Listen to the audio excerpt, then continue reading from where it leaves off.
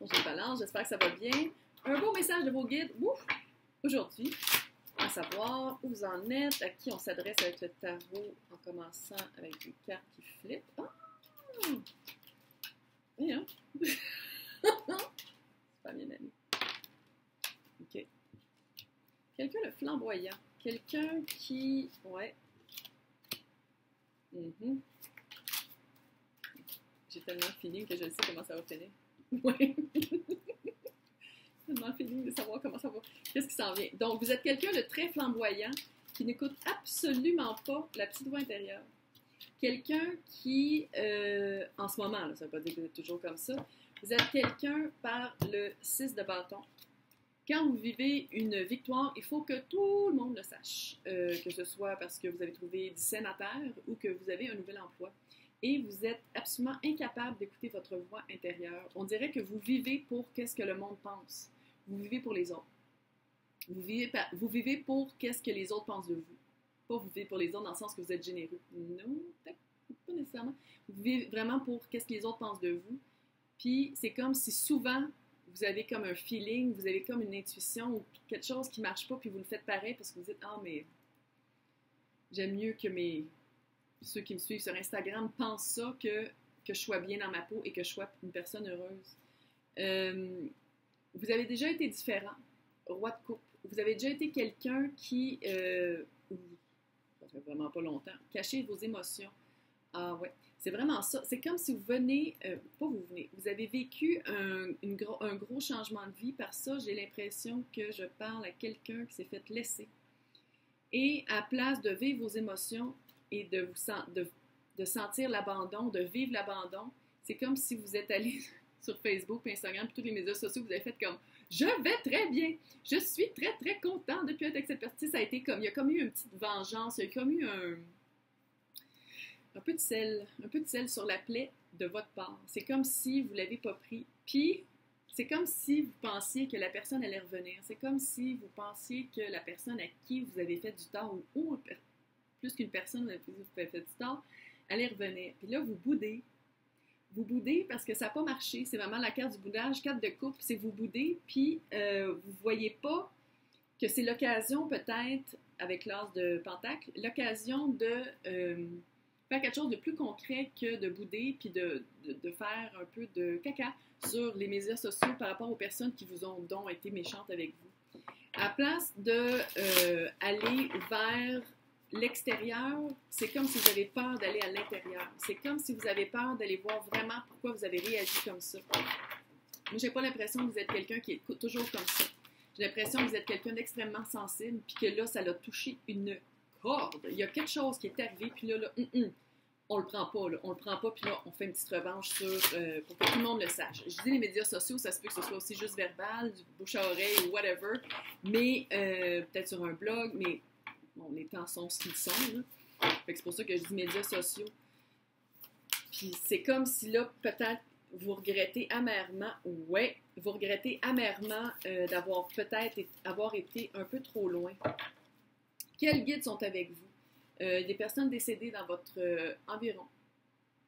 Ça se dit vraiment pas en français. Des personnes qui sont décédées, que vous avez connues dans votre vie, sont autour de vous.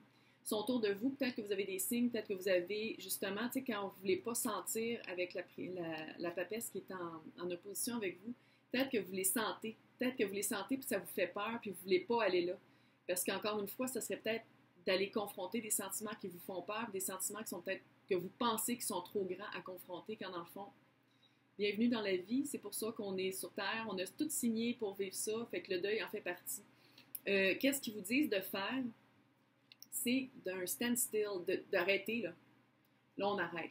On arrête l'espèce de jeu de vengeance ou le jeu où que les autres, que l'impression des autres est donc importante, puis qu'est-ce que les autres pensent de nous, c'est donc important. On arrête ça, puis on va peut-être méditer et aller regarder à l'intérieur. OK? On va regarder qu'est-ce qui est vraiment important. Qu'est-ce que les autres pensent ou comment on se sent. Une chose est sûre, il y a une complétion. Il y a vraiment une fin de cycle. Il y a vraiment quelque chose... c'est comme si vos guides vous disaient qu'ils vont vraiment s'arranger pour que cette partie-là de votre personnalité ou cette réaction-là, ça marche, ça se reproduise plus.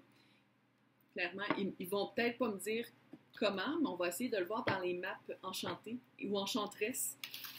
Mais une chose est sûre, c'est comme si on a tous différents guides. Si vous écoutez ça, clairement, vous croyez au guide, là, fait qu'on va se parler comme si on était dans mon salon. Là. D'habitude, il y a des guides plus anciens. D'habitude, il y a des guides qui sont là depuis que vous êtes né. Mais dans ce cas-ci, pour vivre cette expérience-là et pour vivre cette leçon-là, les guides qui sont là autour de vous, c'est vraiment des personnes que vous avez connues, qui sont décédées. Grands-parents. Ouf. Je sais pas. Ouf. J'ai eu l'émotion. Grands-parents. Peut-être même plus proche que ça. C'est comme frères et sœurs. Il y a quelqu'un qui est décédé dans votre entourage qu'encore une fois, vous n'étiez pas capable de faire face. Ouais. C'est comme si, qu'est-ce qu'ils vous disent, là? Tu sais, quand il y a quelque chose qui nous touche, puis qui nous touche, puis il faut le vivre. Il faut la vivre, la tristesse. C'est pas en allant faire une victoire personnelle ou quelque chose de très vindictive, là, une revanche, qu'on va se sentir mieux. Arrête de penser aux autres, puis pense à toi-même, puis travaille sur toi. C'est ça que ça dit. Ça dit vraiment d'aller confronter ta propre tristesse, puis confronter tes propres sentiments. Eux, où est-ce qu'ils vont t'amener? Une fois que tu vas avoir fait ça, tu vas faire le travail personnel, qui n'est pas toujours facile, qui n'est pas toujours le fun, ils vont t'envoyer vers le Magic Stream. C'est-à-dire, le Magic Stream, c'est la carte qui veut dire qu'il y a toujours de la magie si on est prêt à l'accepter et si on est prêt, tu sais, comme le flow, là, l'espèce d'énergie qu'on peut recevoir de la source et qu'on peut envoyer à Gaïa la Terre, bien, il y a toujours un peu de magie là-dedans. Fait que c'est comme si les guides, ils attendent juste que tu le fasses ton deuil, que tu confrontes tes sentiments, puis que tu confrontes comment tu as dealé avec cette situation-là, puis que vraiment tu assumes, puis que tu assumes que tu n'as peut-être pas été correct pour t'amener ailleurs.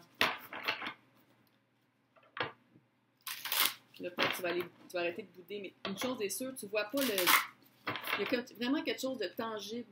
Il y a vraiment une occasion tangible de changer ta vision des choses ou d'améliorer ta vie d'une manière qui serait plus saine. C'est comme si tu veux pas le voir, t'as mieux boudé. T'as mieux boudé parce que bon, c'est pas arrivé comme tu voulais, puis... Fait que là, on prend le Black Moon qui est ici, là, le gros bleu, là. C'est quelle énergie à embrasser, quelle énergie à s'acquérir pour passer à travers cette étape-là. Parce qu'évidemment, là, comme j'ai dit, il y a des guides avec toi, il y a des guides qui t'amènent à quelque part, mais toi, qu'est-ce que tu peux faire pour, c'est autre que de confronter tes propres sentiments? Ouais. C'est de prendre la décision de le faire. C'est pour ça que tu boudes puis que tu es pogné dans un standstill. C'est pour ça que tu boudes. C'est comme si tu n'oses pas faire de quoi. Tu le fais, tu fais quelque chose de superficiel. C'est superficiel. Toutes les actions que tu fais en ce moment, c'est superficiel. Lion, I will. Je vais le faire. Je vais le faire. Pas I do. I will. Fait qu'il faudrait comme peut-être switcher. Pourquoi ça sort pas? Qu'est-ce qui se passe? C'est juste celle-là à prendre. Peut-être l'autre personne, c'est un lion aussi, là, mais hey! À un moment donné. Oh! Une belle carte. Oui, la force de Mars. La force, la rage. C'est de prendre sa volonté puis de transformer la rage qu'on a eue avec la défaite-là, qu'est-ce qu'on a vécu puis qu'on fait la petite revanche, là, de transformer ça en quelque chose de positif. D'aller chercher cette rage-là, d'aller la contenir, d'aller comme tame the beast pour aller vraiment aller chercher quelque chose de positif puis d'aller... C'est vraiment la force de confronter sa tristesse. C'est la force de confronter nos coins les plus sombres. La force de se rendre compte de qui on est, même les côtés qu'on n'aime pas. C'est ça qu'il faut que tu fasses. C'est ça qu'il faut que tu fasses, tu vas arrêter de bouder. Tu vas arrêter de bouder. Mais tu n'es vraiment pas tout seul. Tu as vraiment du monde autour de toi. Parle-leur. Parle aux personnes qui sont décédées, puis que tu n'as pas vraiment eu peut-être le courage ou la force de volonté de faire face à leur deuil. Fait qu'une fois que tu vas avoir ouvert ça, cette espèce de boîte de Pandore de sentiments-là, puis que tu vas les confronter, ça va super bien aller, puis tu vas avoir une belle occasion de te reprendre peut-être avec la personne à qui tu n'as pas été correct. Et bonne chance!